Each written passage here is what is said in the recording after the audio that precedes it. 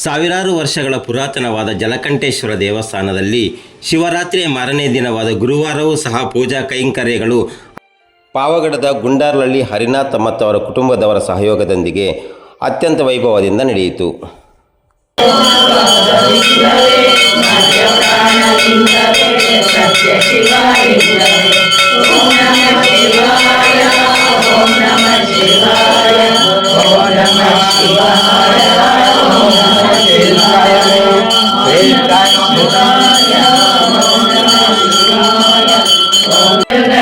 ಕಮಲದಲ್ಲಿ ಎದ್ದು ಬಂದ ಲಿಂಗವೇ ಮಧ್ಯ ಪ್ರಾಣಲಿಂಗವೇ ಸತ್ಯ ಶಿವಲಿಂಗವೇ.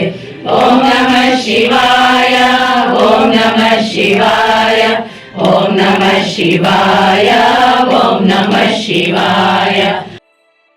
ಈ ಜಲಕಂಠೇಶ್ವರ ದೇವಸ್ಥಾನವು ಹೆಸರಿಗೆ ತಕ್ಕಂತೆ ನೆಲದಿಂದ ಸುಮಾರು 15 ಅಡಿಗಳಷ್ಟು ಕೆಳಗಡೆ ಇದ್ದು ಪಕ್ಕದಲ್ಲೇ ಕಲ್ಯಾಣಿಯಿಂದ ಕೂಡಿದೆ. ಈ ದೇವಸ್ಥಾನವು ಪಾವಗಡದಿಂದ ಶಿರಾ ರಸ್ತೆಯ ಮಾರ್ಗವಾಗಿ ಸುಮಾರು 6 ಕಿಲೋಮೀಟರ್ ದೂರದಲ್ಲಿರುವ ಗುಂಡಾರ್ಲಹಳ್ಳಿ ಗ್ರಾಮದಲ್ಲಿದೆ.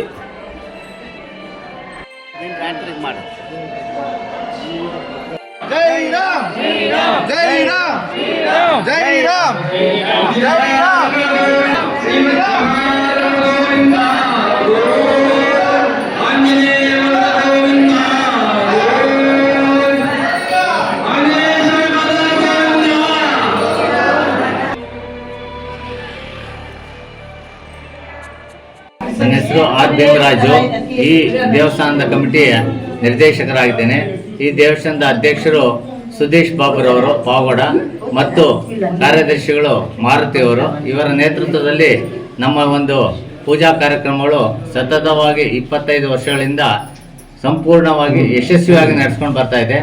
ಸ್ವಾಮಿ ದೇವಸ್ಥಾನದಲ್ಲಿ ಶಿವರಾತ್ರಿ ಪ್ರಯುಕ್ತ ಈ ದಿವಸ ವಿಶೇಷ ಪೂಜಾ ಕಾರ್ಯಕ್ರಮ ಏರ್ಪಡಿಸಿದ್ವಿ.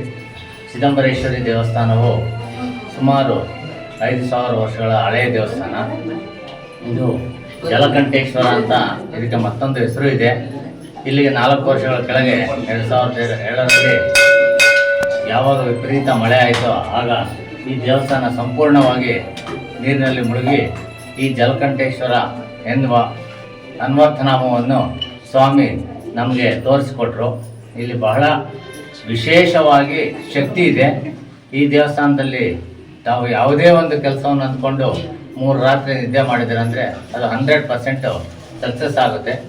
ಈ ಕಾರ್ಯಕ್ರಮವನ್ನು ನಮ್ಮ ಎಲ್ಲ ಆಂಜನೇಯ ಸ್ವಾಮಿ ಮತ್ತು ಚಿದಂಬರೇಶ್ವರ ಸ್ವಾಮಿಯ ಭಕ್ತಾದಿಗಳು ಪ್ರತಿ ವರ್ಷವೂ ನಡೆಸ್ಕೊಂಡು ಬರ್ತಾ ಇದ್ದೀವಿ.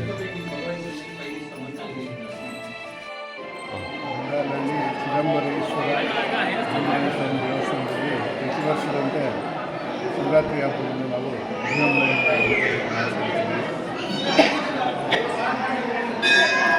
ಶಿವರಾತ್ರಿ ದಿವಸ 4 ಯಾಮ ಪೂಜೆ ನಡೆಸ್ತೀವಿ. ರುದ್ರಾಭಿಷೇಕ, ಮಹಾರುದ್ರಾಭಿಷೇಕ ಶಿವರಾತ್ರಿ ಜಾಗರಣೆ ಆಗಿ ಜಾಗರಣೆ ಆದ ನಂತರ ಈ ದಿನ ವಿಶೇಷ ಪೂಜೆ ಆಂಜನೇಯ ಸ್ವಾಮಿಗೆ ಮತ್ತು ಚಿದಂಬರೇಶ್ವರ ಸ್ವಾಮಿಗೆ ಎಲ್ಲರೂ ನಮ್ಮ ಕುಟುಂಬದವರೆಲ್ಲ ಸೇರಿ